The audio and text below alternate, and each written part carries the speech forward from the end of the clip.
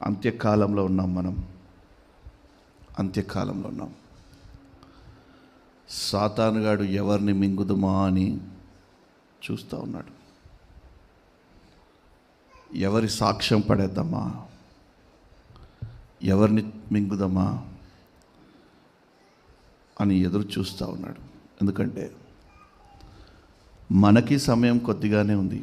యేసయ్య రాకడ సమీపంగా ఉంది. సాతానుగాడికి సమయం కొద్దిగానే ఉంది. అర్థమవుతుందా? మిగిలిన సమయంలో ఎంతమందిని వీలైతే అంతమందిని నరకానికి తీసుకెళ్ళాలని ఆశ, ఆలోచన వాడిది. మిగిలిన సమయంలో ఎంతమందిని వీలైతే అంతమందిని పరలోక రాజ్యానికి వారసులుగా చేయాలనేది యేసు ప్రభు యొక్క ఆశ.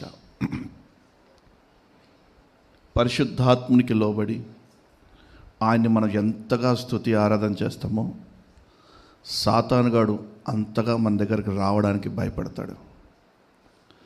స్తుతి ఆరాధనని గనక, వాక్యం వినే విషయంలో గనక నీవు అశ్రద్ధ చేస్తే సాతానుగాడు అంత స్పీడ్గా నిలదూరిపోతాడు. ఎప్పుడు పడేద్దామా, ఎప్పుడు ఒకరికి అపకీర్తి తెద్దామా, ఎప్పుడు ఒకరిని అవమానపరుద్దామా, ఎప్పుడు ఒకరిని నిందల పాలు చేద్దామా అనే ఎదురు చూస్తూ ఉన్నాడు సాతానుగాడు. కాబట్టి జాగ్రత్త.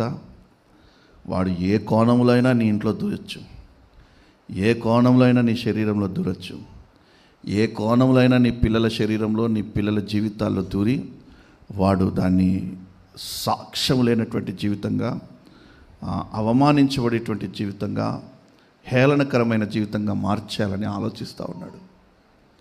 కాబట్టి సాక్ష్యాన్ని కాపాడుకోండి. నిత్యము స్తుతి ఆరాధన చేస్తూ ఉండండి, ప్రార్థన చేస్తూ ఉండండి, మీ పిల్లల కొరకు ప్రార్థన చేస్తూ ఉండండి, మీ భర్తల కొరకు ప్రార్థన చేస్తూ ఉండండి, మీ కుటుంబం అంతటి కొరకు ఎల్లవేళలా ప్రార్థన చేస్తూనే ఉండండి.